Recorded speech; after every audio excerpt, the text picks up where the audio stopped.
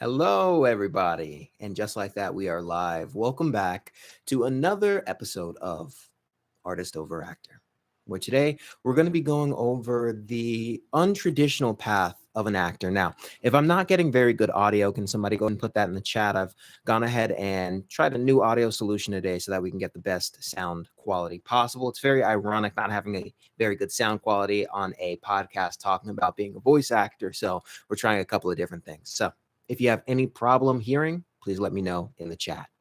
But today we're going to be going over the path of an artist and what separates an artist from other types of positions, and why, if you don't know this, it could actually be costing you jobs and job opportunities. What's going on, Nelson? Hope that everything is going well with you. Very good morning. Hope that you're enjoying your Tuesday, and thanks for hopping on.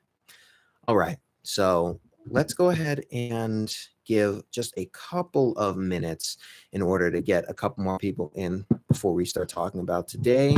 And once again, we're talking about just what creates an artist and why, in a lot of cases, even though you're doing an amazing job as a voice actor, you can be killing it in your auditions, you can be completely landing, you can be having great sound quality, great audio quality, you can be submitting on time, doing everything that you feel is right, why you're not really getting the jobs that you want to be getting, why you're not getting the jobs that you feel like you should be getting. And I know that's a frustrating position to be. I've had tons of people reach out to me and say that they're just looking to have a couple of minutes just so that they can understand really why they're not getting the positions that they're really going out for, why they've auditioned 100 times and they haven't heard back at all. It is a frustrating position to be in, and it's a position that we've all been in at one time or another. But that's because there's a difference between an artist and a sellable artist. People are getting these two things confused, and that's what we're going to talk about today. Let's go ahead and dive right in.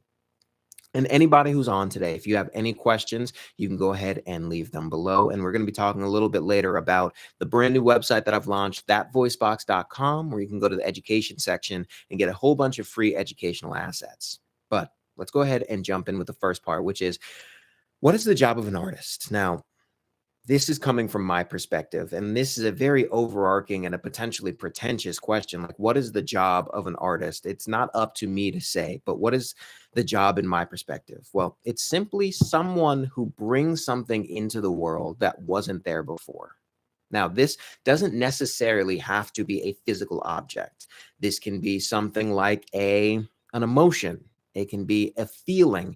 It can be music. So it can be a musical passage. That's not something that's physical. You're just creating sound waves that are making certain frequencies that sound beautiful or that sound good to you, but you're bringing something into the world that wasn't there before. And that is the one main important aspect of being an artist, whether you're in any medium.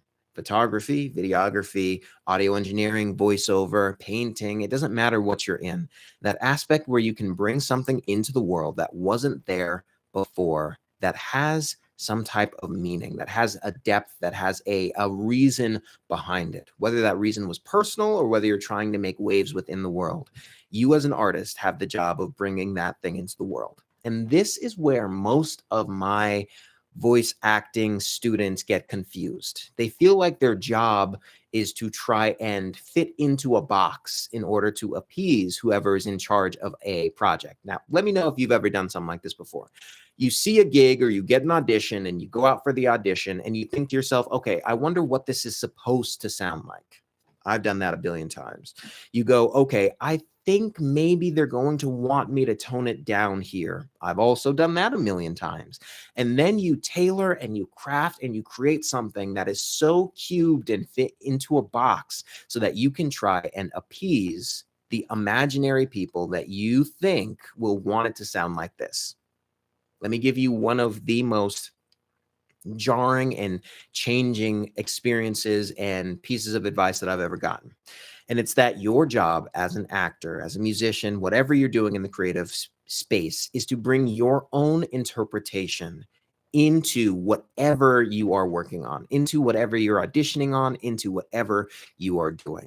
That is your job. And that is one of the biggest reasons why people are not landing the gigs that they think that they should be, because they're auditioning and approaching in a way that they think somebody else is looking for.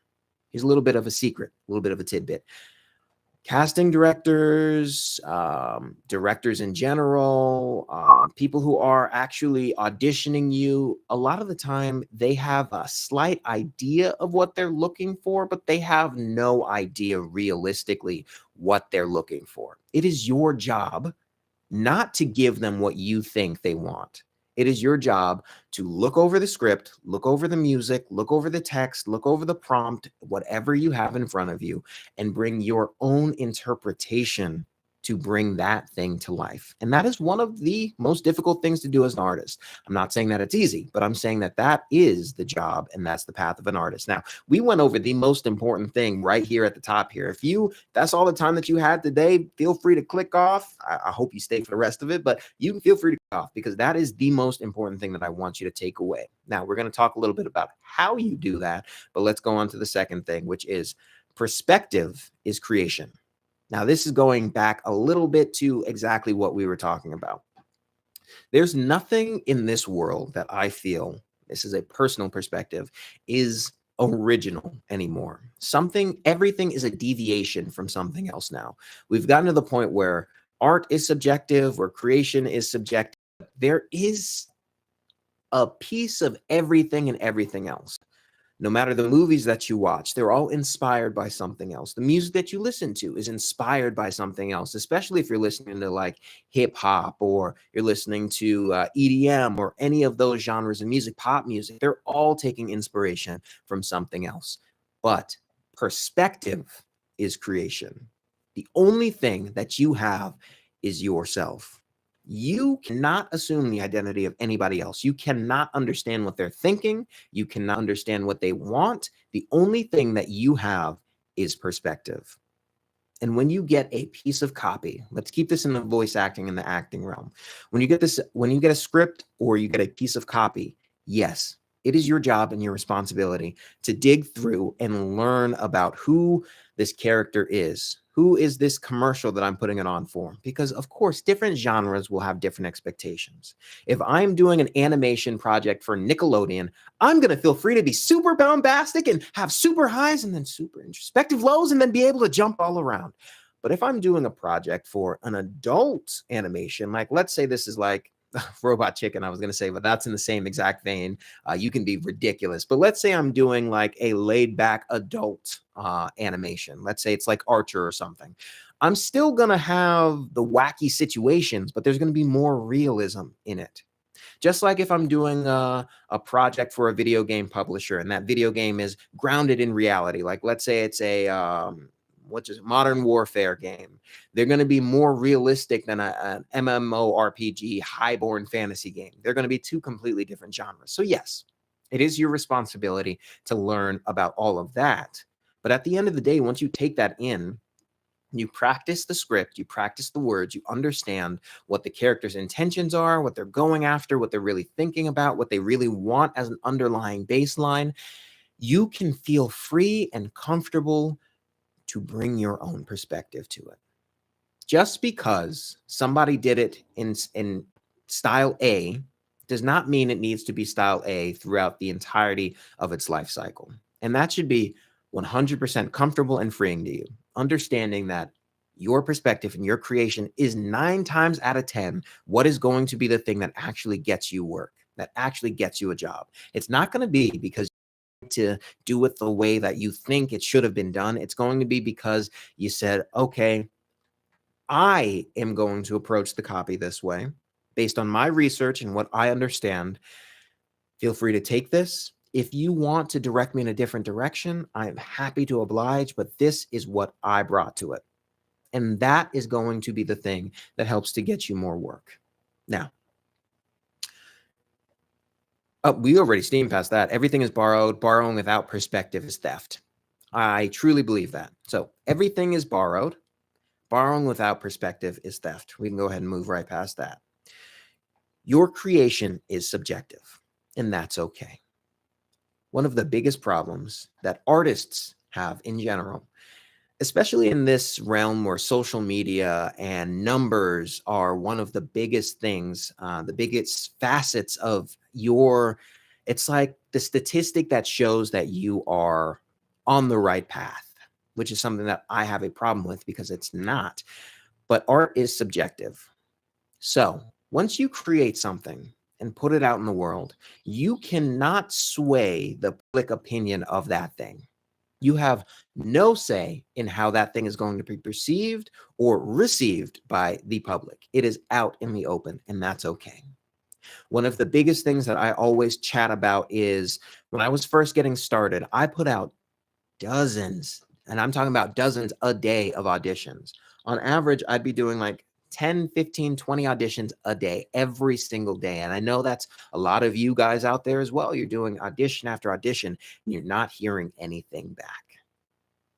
Understanding this point that art is subjective is the thing that's going to get you through these times. Also understanding that there's a difference between art and sellable art, which we'll talk about in a little bit. But when I say art is subjective, you can think that you did an absolutely banging, amazing job. And then on the other side of that, the casting director or director, whoever is casting this project, goes, they did a great job, but it's not exactly right for this project. That does not mean that you are any less valid as an artist. That does not mean that you did anything wrong. That doesn't even necessarily mean that you should have changed. All that it means is that the perspective that you took on this project or on this character, on this role, was not right or in line with the perspective that the project's leaders, the casting people, were looking for. And that is perfectly okay. Understanding this will help you move on to the next one because that is your job. The path of an artist is to create and bring something into this world, a new perspective that has not been seen before, because it is your perspective on whatever that topic is, whatever that art is, whatever that medium is that you are doing. And one of the biggest things, like I said before, is a lot of people, voiceover artists, voice actors, actors, screen actors, people who are on the stage, they get held back by the perspective of, oh, they keep on auditioning, and they are not getting that feedback. They're not seeing the fruits of their labor come forth. And yes, that is very difficult. But understand that that has less to do with you 100% of the time. Of course, there are things that you can do in order to help change that and sway that. But understand that your art is based on your perspective and it is subjective. Any tips for self-directing for auditions and projects to help guide your own artistry, especially when you aren't hearing back anything back to work off of? I struggle a lot with this.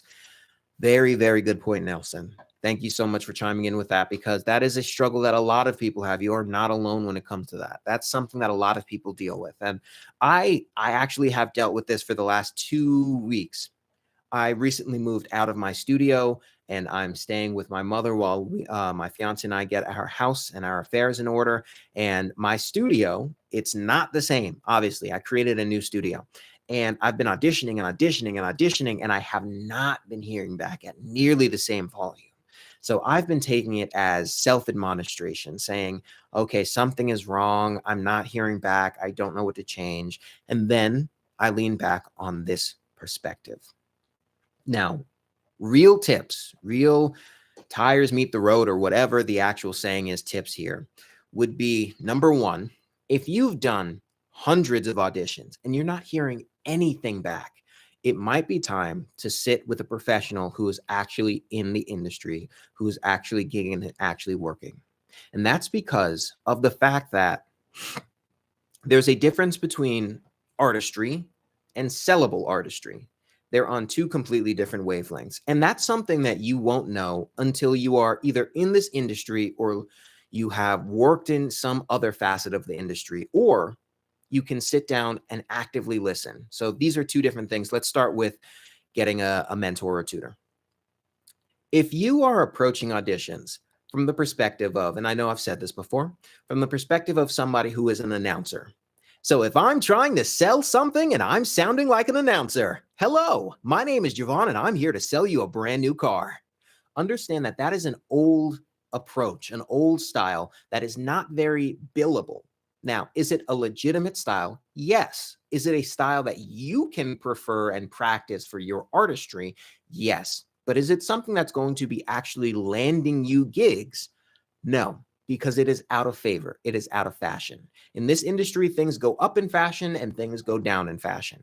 What do people like nowadays? People prefer the down to earth, person to person, simple interaction.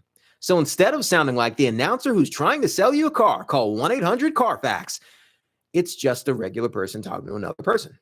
Hey, what's going on? No, I need a new car. And like, I didn't know what to do until I found 1-800-CARFAX. They were able to not only give me information on the car, but also give me the best price, the best places to go. It was shockingly frustrating, really difficult, but hey, at the end of it, I got a car out of the deal.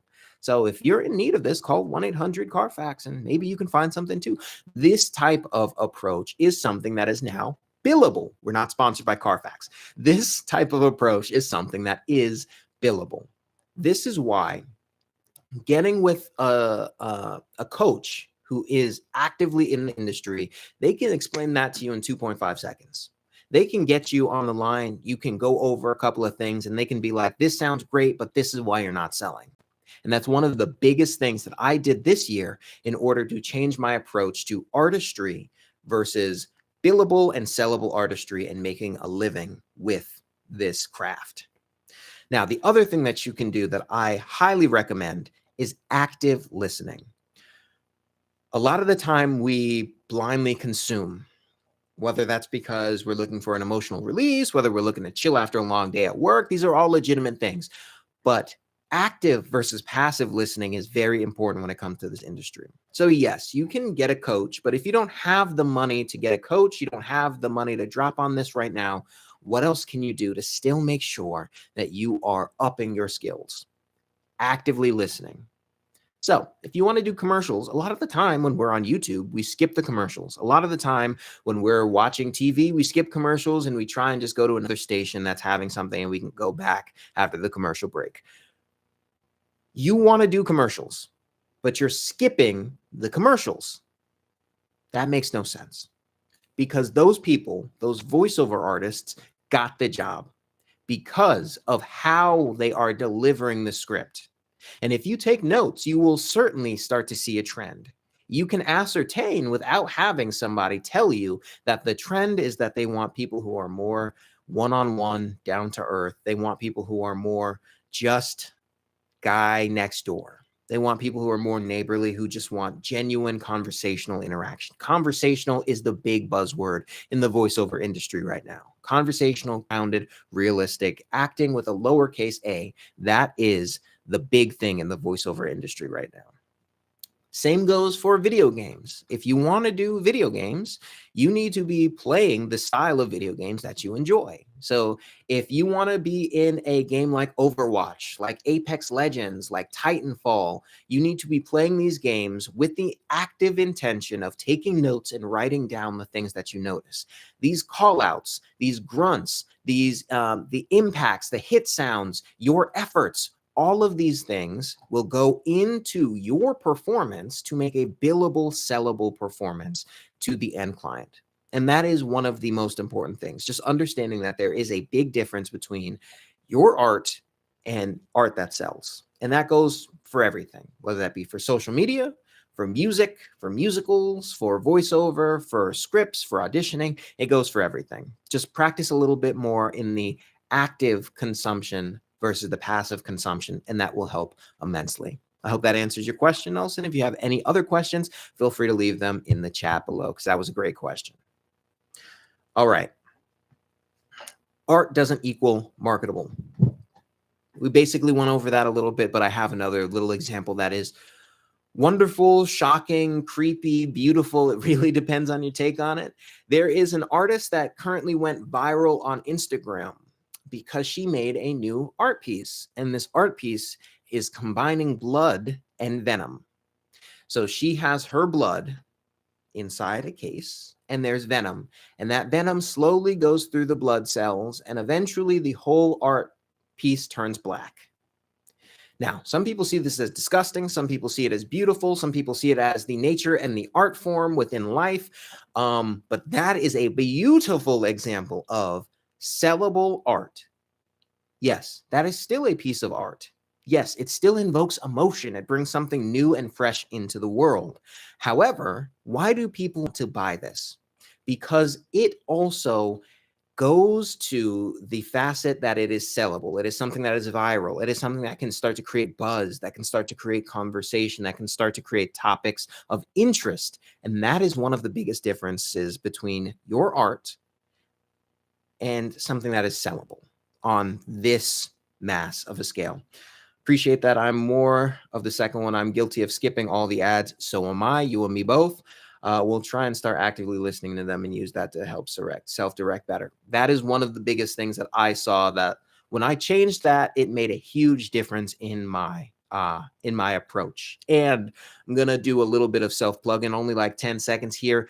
If you're looking for any information for a solid document that you can reference for a little bit of my journey, head on over to thatvoicebox.com/education. I have my free assets there that helped me immensely when I was getting started as being a voiceover artist, and they are there to help you. So if you're looking for any free information, any write-ups on self-directing, any write-ups on how to land auditions, how to break down a script, once again, head over to thatvoicebox.com/education, and you can go ahead and get all of that. And I'm also now offering a couple of lessons. So if you're interested in getting any private lessons, you can head on over to my website. Once again, that is thatvoicebox.com. Click on contact up at the top, send me over a message, and we'll set something up. Hey, Javon, I'm from Brazil. Do you have any tips for people who want to do audiobooks but isn't an actor? That is a very good question. Okay, let me go ahead and preface this. I've only done one audiobook in my life. Audiobooks are very difficult. They are an act of passion. It's something that you have to be very passionate about. But understand that at the base point of it, you are trying to convey a story. Now, there are a couple of different types of audiobooks that you can be going through. This isn't exactly the time for that because this can be an entire episode and segment in and of itself. But the thing that I would recommend is, number one, listen. You have to be listening specifically for the genre that you want to do. A self-help book is very different from a Brandon Sanderson book. They're very different types and approaches to books. You should be listening to the style. Once again, going back to that active listening segment, you should be actively listening to the style that you're trying to engage in. Understand that there are a lot of techniques that you also need to understand before you go into this. There are techniques like punch and roll. So when you make a mistake, you need to be able to quickly and efficiently go back, punch in, and roll through so that you can correctly correct that without losing the flow of your reading and without it sounding very jarring to the listener. Are you going to be doing books with characters? So if you're doing books with characters, that's kind of the base form of what I like to perceive as acting right there. Character acting is one of my absolute favorite things to do in the whole entire world. I make most of my money from commercials, but every time I have a gig where I can assume the identity of a character, I will gladly do so. And the biggest thing that you can do from there is listen.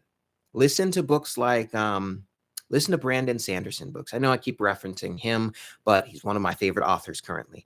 Listen to fantasy books. Listen to books where they have to assume multiple characters, where people have to act through multiple characters. And you will see very quickly what it means to be able to digest and understand the flow and the point and what a character is really looking for and what they're really, really aiming for here.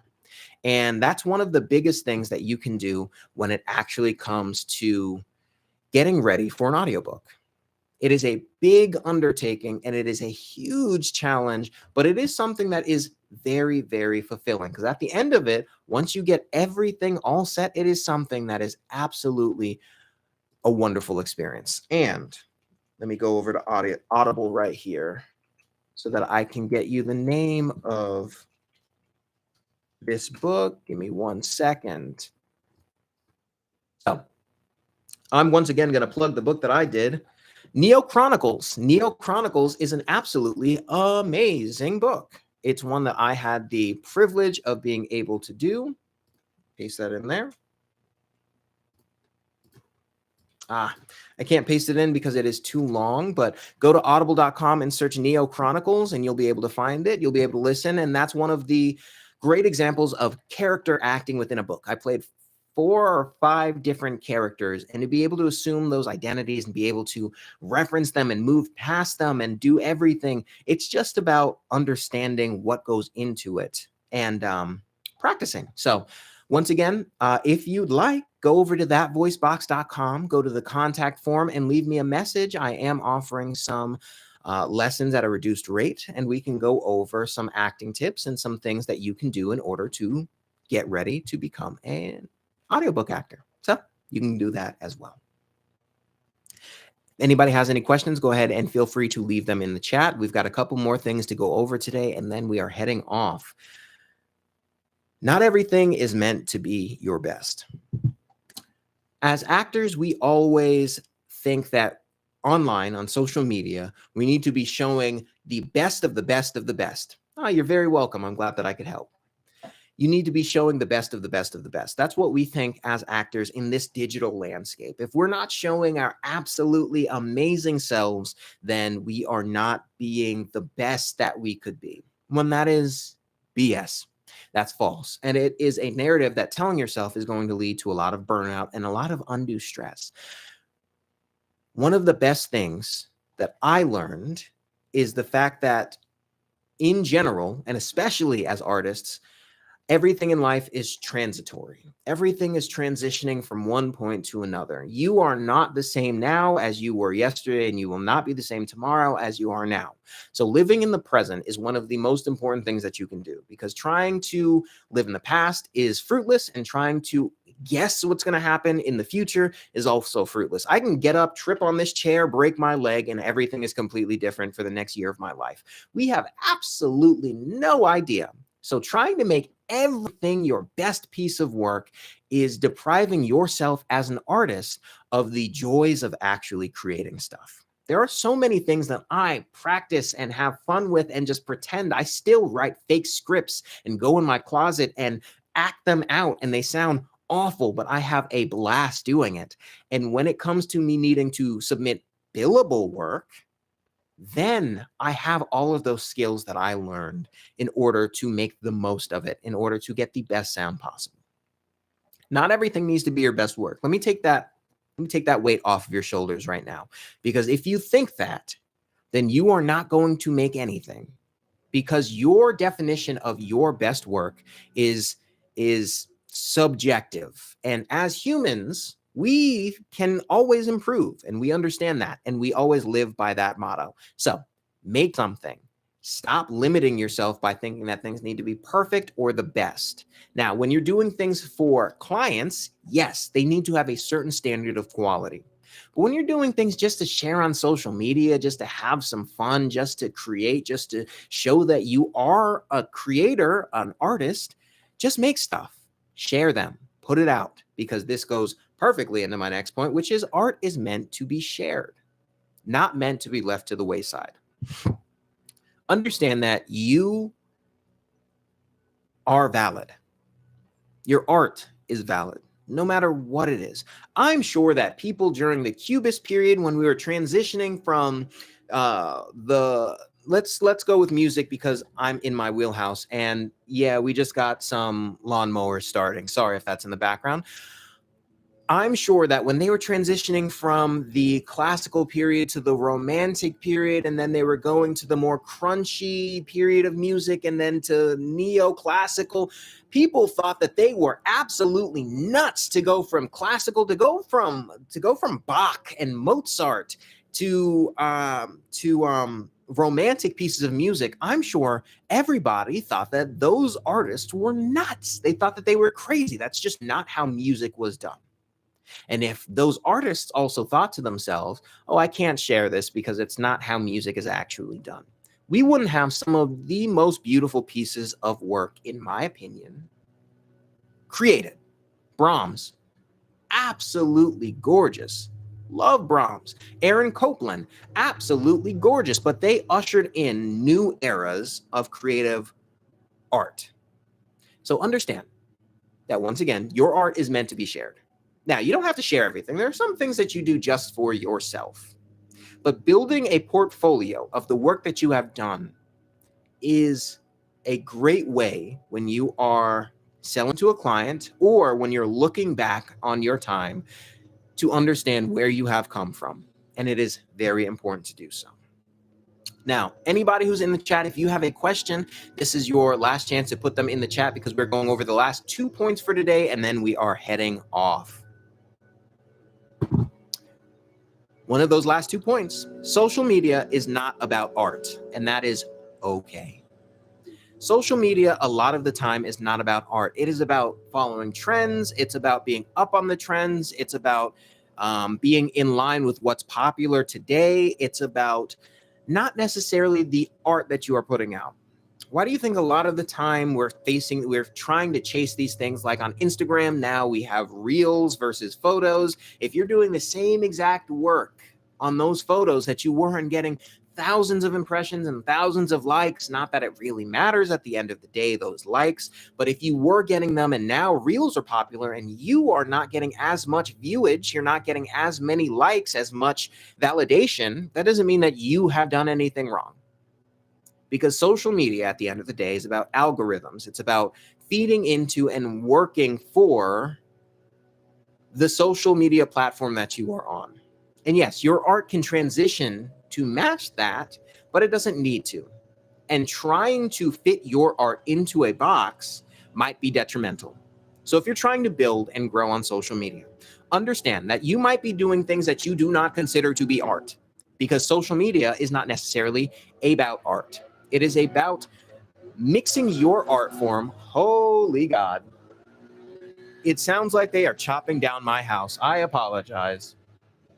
But let's power through because we're on the last 2 points. It is about fitting your art and your creative style, your perspective in whatever the trends are that are current on social media. So if you're not getting traction, if you're not getting visible on social media, understand that once again, it might not be about your art form. It could simply be about social media is billable art versus personal art.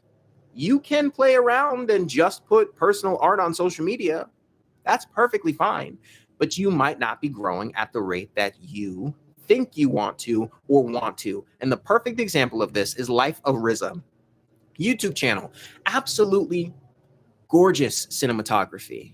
If you have a second, go check out Life of RZA. Absolutely beautiful channel. But she did not blow up for a very long time. She made her own art in her own style and said, this is how I am going to make things. Very slow paced, very camera angle focused, very cinematography, very everything being in a specific movie-like way. She didn't blow up for a very long time, but when she did, it's because social media pushed her out and people saw her, the visibility was there, and then they said, this is beautiful. And then she blew up. But that is social media in a nutshell. Her art form did not change. It is the exact same. So when you are putting things on and you think, oh, I'm not valid, I need to change my art. No, you need to either wait or switch the perspective of billable art if you're trying to chase specific numbers or trying to get viral. And the last point that I want to bring up today is that brand equals an emotional message conveyed at the sight of your name or your logo. Now, what does this have to do with being an artist? We want to sell. Let's be 100% real and 100% honest here. The reason why people are watching this, the reason why people like this channel, love all of you guys, the reason why people come back and ask questions is because at the end of the day, they want to make money being an artist, which is perfectly reasonable. You should make money doing your job, doing your craft.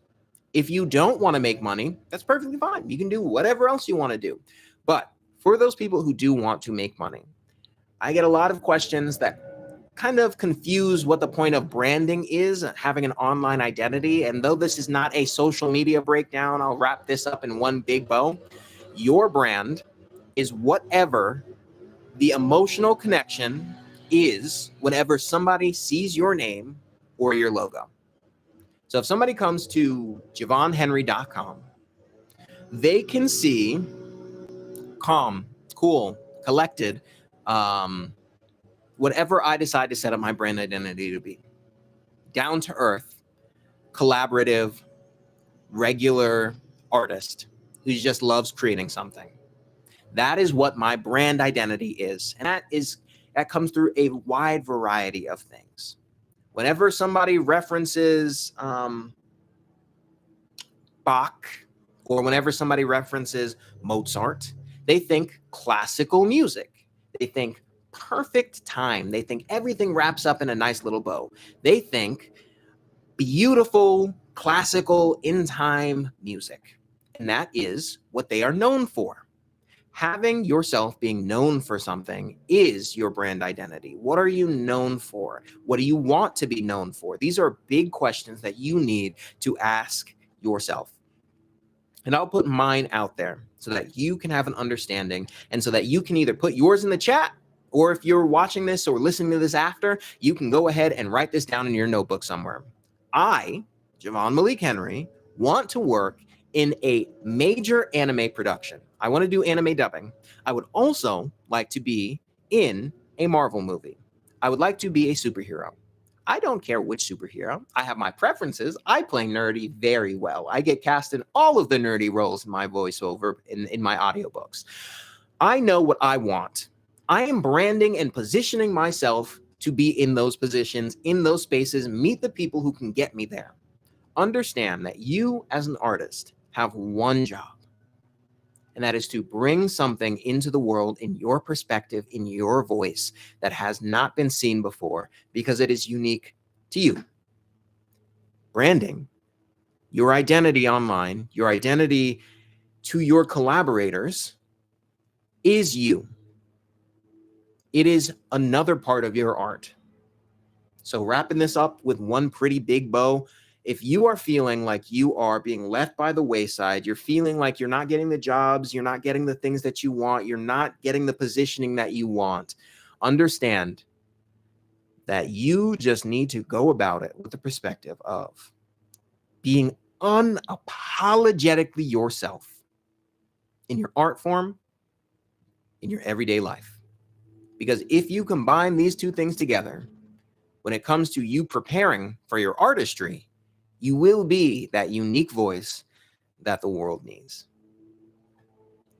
Thank everybody so much for coming on today. This was another beautiful talk. We're going to be coming on tomorrow at around 5 p.m.